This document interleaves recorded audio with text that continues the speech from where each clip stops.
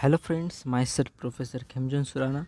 In previous sessions, we have discussed about the anti-leprotic agents.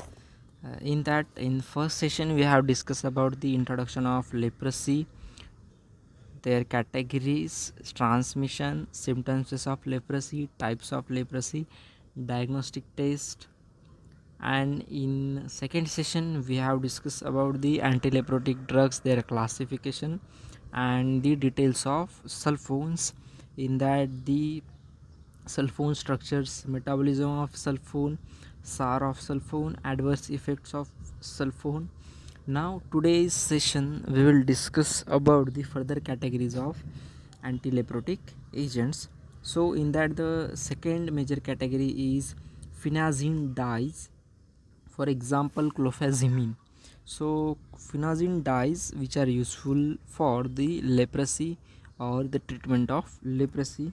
The example is clofazimine. Clofazimine is a weakly bactericidal dye which is a red color dye. So this is what the red color dye which is having weak bactericidal activity, that has activity against Mycobacterium leprae. It is not primary drug for the treatment of leprosy. So we have seen in last session, so sulfones are what the primary drugs for the treatment of leprosy. So these phenazine dyes, or for example the clofazimine, is not the primary drug for treatment of leprosy.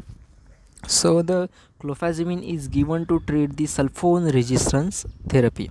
If the sulfones will causes the resistance, for that treatment the clofazimines are useful, or to the patient who are intolerant with sulfone. So in this condition, these phenazine dyes use. So the structure of phenazine dye is given over here, you can see. So the next major part is the SAR of clofazimine, which is again important. So structure given over here with the numbering.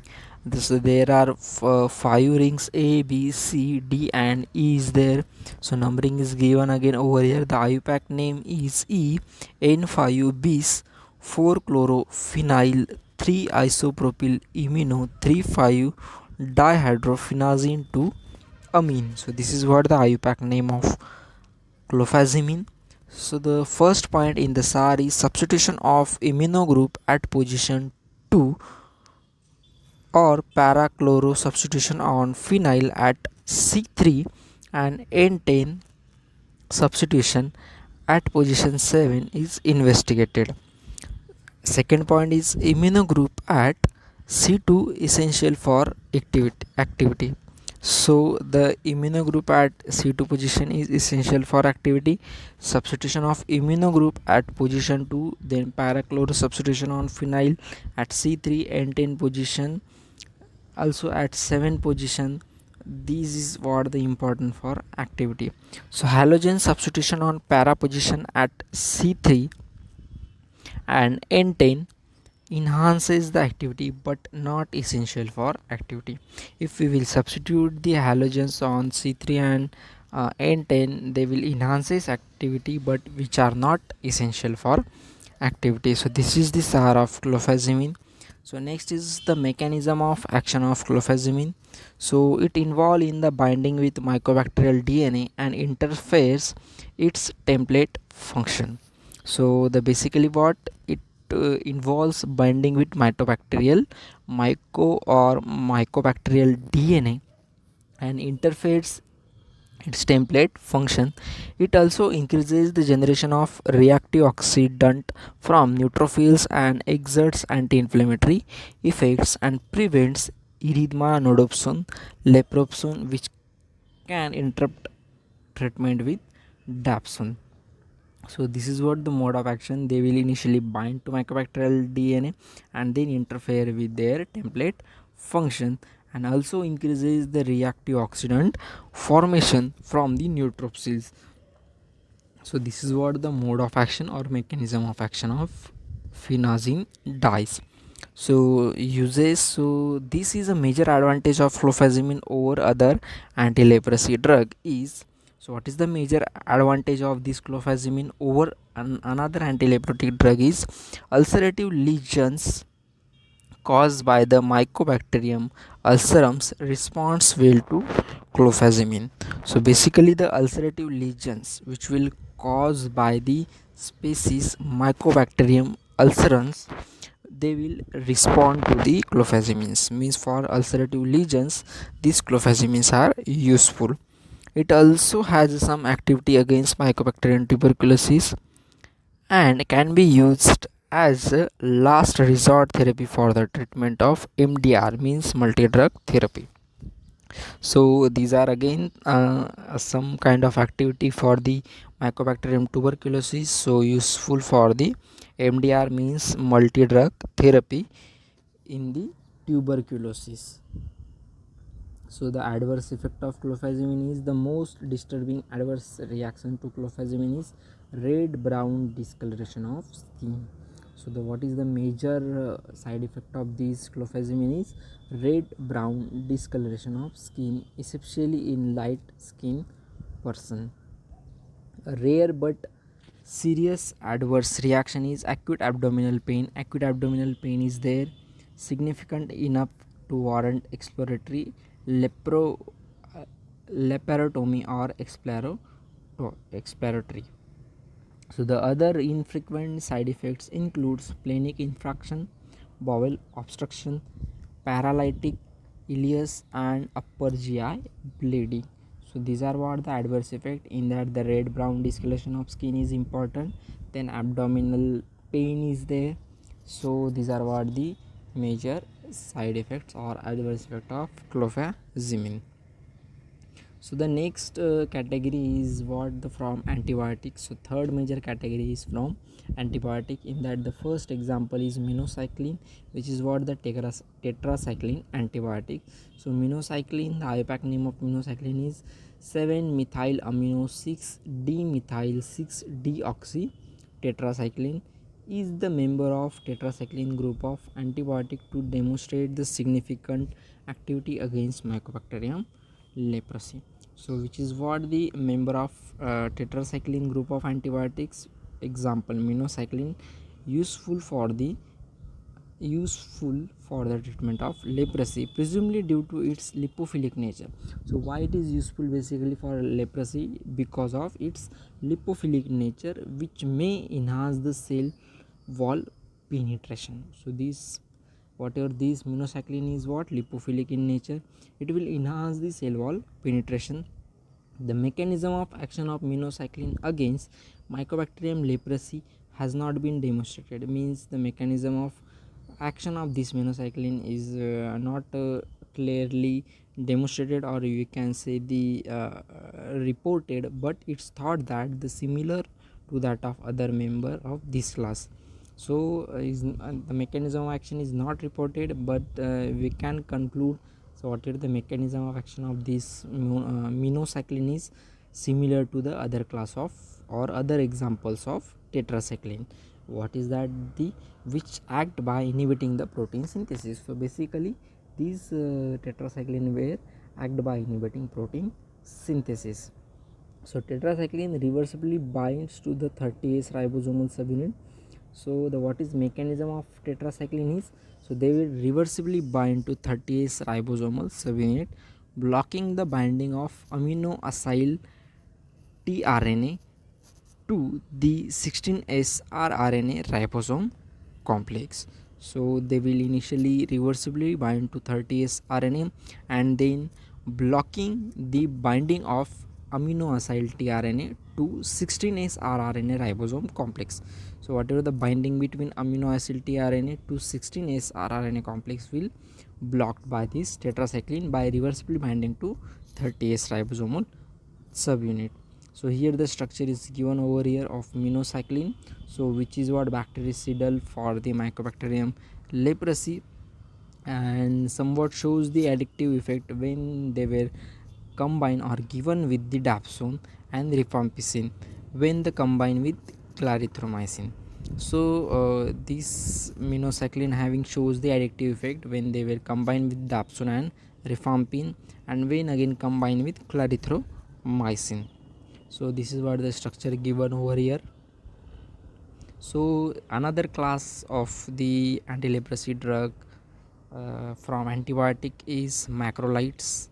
So example is clarithromycin macrolides. So there is what the big structure of antibiotic. So the clarithromycin is example, which is a semi-synthetic macrolide that differs from erythromycin. Erythromycin is major one, then clarithromycin will come. So erythromycin and clarithromycin, there is difference. So it's methyl substitution at number 6 position of the macrolide ring. So there is what the 6 position methyl group is there in the macrolide ring. So the methyl substitution confers good antibacterial activity and fewer side effect. So the whatever the methyl group substituted is over there, so it shows the good antibacterial activity and having a less side effects. The only macrolide that displays significant antibacterial activity against Mycobacterium leprosy. So this clarithromycin is the only macrolytic antibiotic which is useful or shows the significant antibacterial activity against Mycobacterium leprae. Clarithromycin has also been shown to be bactericidal in humans, where the daily administration of 500 mg of clarithromycin kills 99% of viable Mycobacterium leprae with 28 days and 99.9% by 56 days. So this is dose what 500 mg for the 28 days, it kills 99% of viable Mycobacterium leprae, and for 56 days it kills 99.9% of Mycobacterium leprae. So this is what the structure of clarithromycin is there. So this is what the in center basic macrolytic ring, and again the sugar part is attached over here, you can see. So this is what the macrolide clarithromycin example.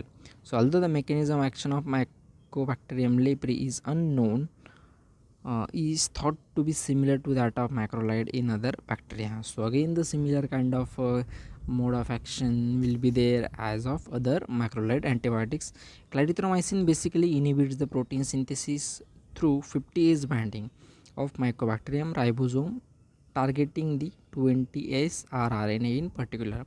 So you can just remember the difference between the already we have seen minocycline, tetracycline, which will bind to the 30S subunit, and this clarithromycin example of macrolide which will bind to 50S. So this should be asked in GPAD examination. So the next is what the antibacterial quinolones, that is the example ofloxacin. Already we have seen the ofloxacin or quinolone fluoroquinolone antibiotics in previous sessions.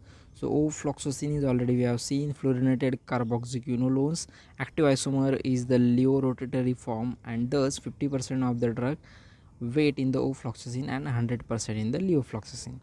Although the sparfloxacin shows a 5-fold higher bacterial activity than the ofloxacin, means sparfloxacin is showing the 5-fold higher bactericidal activity than this ofloxacin against Mycobacterium leprosy in mice, but the side effects in the humans made unacceptable for treatment. So this sparfloxacin is more effective than the ofloxacin, but sparfloxacin having more side effects, that's why it is not acceptable for treatment of this leprosy. Moxifloxacin had the best activity of any of the fluoroquinolones tested in the Mycobacterium leprae in mice. In addition, moxifloxacin is powerful bactericidal activity virtually identical to that of rifampicin in humans. So this is what about the all ofloxacin. So structure is given over here, already we have seen. Again you have to write in this class. Although the new fluoroquinolones means citalfloxacin or garanoxacin have shown good activity against the Mycobacterium leprosy, moxifloxacin is the only new fluoroquinolone commercially which is available with the activity against Mycobacterium leprosy superior that of ofloxacin and leofloxacin. So nowadays again the newer fluoroquinolone derivative, which is what moxifloxacin has been came for the treatment. So this is regarding the antibiotics. We have seen the tetracycline, then further macrolide and this antibiotic quinolone antibacterials ofloxacin. So the last major category of these anti-leprotic agents is anti-TB drugs. The anti-TB drugs which are used for leprosy, that is what anti-TB, anti-leprosy drugs. So in that example, rifampin, rifamycin derivative, which is what rifamycin derivative 3,4-methyl 1-piperazine immunomethyl rifamycin is the IUPAC name, and is what key bactericidal component of who recommended it multi-drug therapy for leprosy treatment. So this is what useful into what multi-drug therapy. So the target of rifampicin is bacteria is the beta subunit of DNA dependent RNA polymerase. Already we have seen the mechanism of action of this rifampicin in anti-TB drugs. It will inhibit what the bacterial DNA dependent RNA polymerase enzyme. So they will basically targeted the beta subunit of DNA dependent RNA polymerase, which will compose of alpha subunit dimer, a beta subunit, beta dash subunit, and omega subunit. So rifampicin interrupt the binding of beta subunit with DNA, which uncouples the production of mRNA and results in the death of organisms. So this is regarding rifampicin. So structure is again given over here. So you should think these are what the complex structures. So but you need to remember these drugs. Still we have not started with the antibiotics. The whole section of this antibiotics class, whatever in your syllabus, having kind of these complex structures. So no need to hesitate, you just have to practice these whatever the complex structures given in your syllabus, because the whole section is of antibiotics, and whole antibiotics having a complex structures. So you no need to hesitate, you just have to practice them and write into the examinations. So the practice is more important as per your whatever the complex structure given into your syllabus. So the some plant drugs which are again useful in the treatment of leprosy. So chaulmogaric acid and hydrocapric acid, these are also what useful in the treatment of leprosy. So thank you and happy learning. So we have completed these anti-leprosy drugs here. Till that, happy learning. Thank you.